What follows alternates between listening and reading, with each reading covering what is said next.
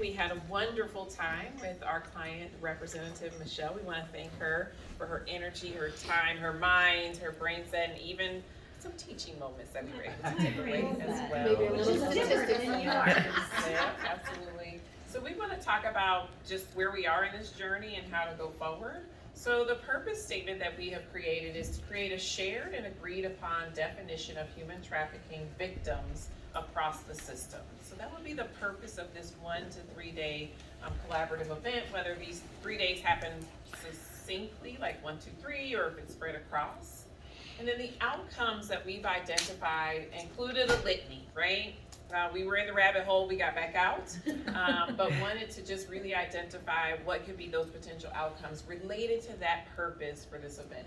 And so one would be to accurately identify human trafficking victims, create current state, a process map. So what's the current state of how victims are entering into the system in the different systems, right? This is a massive system. This is more than whole system change, y'all. This might be like global outer space changes that we're trying to accomplish.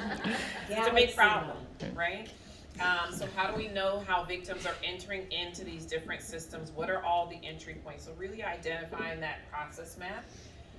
Listen, if we were already working together, we would already be working together. So we got to gain agreement, right? Make sure that we can, yes, we want to work together. Yes, we want to collaborate. Let's be in agreement that we want to do those things together.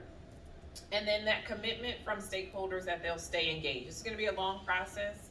It'll be challenging, but we know it's important to gain that, not only that commitment, but that willingness to collaborate as well as a group. Stakeholders, I mean, there's a lot of them, right? But I think we are looking at the conveners being yourself, Laura, Tracy, Laura who's not with us today, Tracy, Sarah, and Michelle. There might be others that will come along, but for now we see those as those key conveners. Then who are the stakeholders in the system that are closest to the problem? Those include individual key decision makers. So we want to make sure that we've identified key decision makers from the system, those on the front line who are closest in doing the delivery or interaction with individuals, as well as those who are not directly but sometimes indirectly impacted. So we saw that as healthcare systems, social services systems, legal and law enforcement systems, current advocates, the education system, both K to 12 as well as the collegiate level, community and civic, prosecutors, faith-based, and the business community especially. We also said that it would be important to think about how we could include victims and perpetrators as well as part of those stakeholders in that.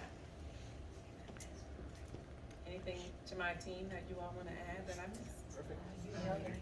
We want to thank you for honoring the rest of the group that you picked us, so we're going to keep it moving. Okay.